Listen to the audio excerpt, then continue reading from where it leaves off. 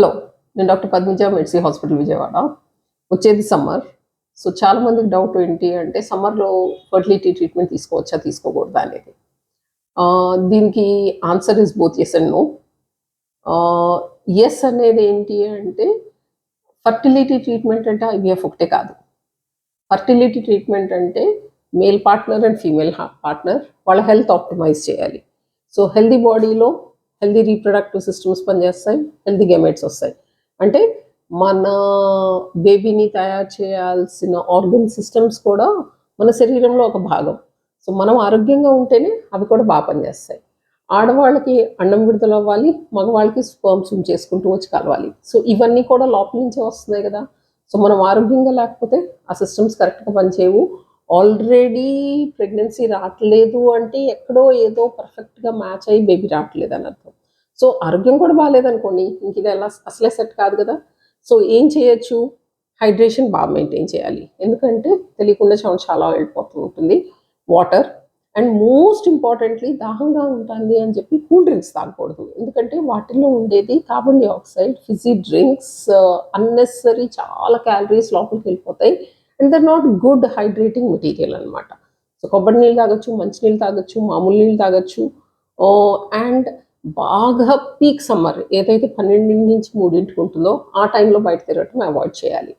తర్వాత early breakfast, moderate lunch, dinner కూడా ఎర్లీగా చేసేసి మన శరీరంలో నిద్రపోయేసరికి డిన్నర్ అరిగిపోవాలి. ఫుడ్ తినేది ఫుల్గా తినకూడదు, కొంచెం తక్కువగా తిని అవసరమైతే ఆకలేస్తే ఇంకోసారి తినాలి.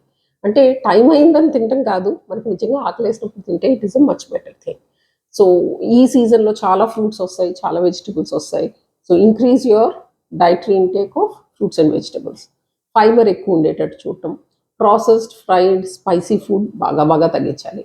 సో ఈ డైట్తో హైడ్రేషన్ మెయింటైన్ చేసి పీక్ సమ్మర్ టైం ఎండగా ఉన్నప్పుడు బయట తిరగటం అవాయిడ్ చేసి అండ్ మోస్ట్ ఇంపార్టెంట్లీ ఎక్సర్సైజ్ చేయాలి.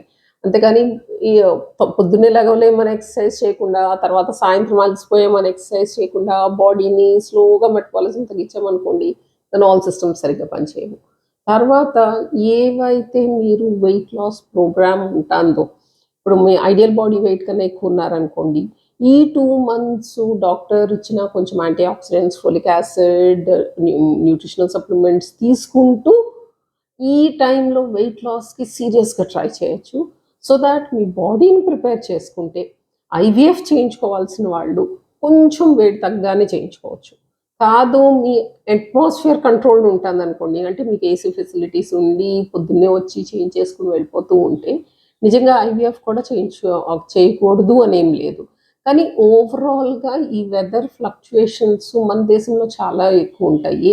అమెరికా లాంటి దేశాల్లో పెద్దగా ఫ్లక్చుయేషన్స్ ఉండవు అనమాట. మనలాగా ఎక్స్ట్రీమ్ వెదర్స్ ఉండవు కనుక దీని మీద స్టడీస్ చాలా తక్కువ ఉన్నాయి. యుఎస్లో వాటిలో స్టడీస్ ఉన్నాయి, కానీ వాళ్ళకి మనం టెంపరేచర్ ఫ్లక్చుయేషన్స్ అంత ఉండవు. సో ఆ కండిషన్స్ మనకి వర్తించవు అనమాట. అందుకు టైం తక్కువ ఉండి ఐవీఎఫ్ చేయించుకోవాలి, మనం అట్మాస్ఫియర్ కంట్రోల్ చేయగలము అనుకున్న వాళ్ళు చేయించుకోండి. లేదంటే ఈ టైంని మీ హెల్త్ ఇంప్రూవ్మెంట్కి వాటికి అవసరమైతే ఇప్పుడు లాప్రోస్కోపీలు కొంతమందికి అవసరం అవుతాయి, హిస్ట్రోస్కోపీలు కొంతమందికి అవుతాయి, పాలిప్స్ తీయించుకోవాల్సిన వాళ్ళు ఉంటారు. ఈ ప్రొసీజర్స్ అన్నీ ఇప్పుడు కంప్లీట్ చేసేసుకుని తర్వాత ఫర్టిలిటీ ట్రీట్మెంట్కి డెఫినెట్గా వెళ్ళచ్చు. మందులు వాడటము, న్యాచురల్ ఇంటర్ కోర్సు, ఐయుఐ ప్రోగ్రామ్స్కి వీటికి అసలు ఏమీ ప్రాబ్లం లేదు, ఎందుకంటే దాంట్లో మనం బయట హ్యాండిల్ చేసేది ఏమి ఉండదు, అన్ని శరీరంలోనే ఉంటుంది. ఆలోచించాల్సింది ఒక్కటే ఏంటి అంటే ఐవీఎఫ్ ప్రోగ్రామ్ గురించి. అది కూడా మీరు అట్మాస్ఫియర్ కంట్రోల్ చేయగలిగితే డెఫినెట్గా ముందుకు వెళ్ళచ్చు. ఈ వీడియో మీకు యూస్ఫుల్ అయిందనుకుంటున్నాను. కామెంట్ సెక్షన్లో మీకు ఏదైనా డౌట్స్ ఉంటే పెట్టండి, డెఫినెట్గా చూసి ఆన్సర్ చేస్తాము. నేను డాక్టర్ పద్మజ, మెడ్సీ హాస్పిటల్ విజయవాడ.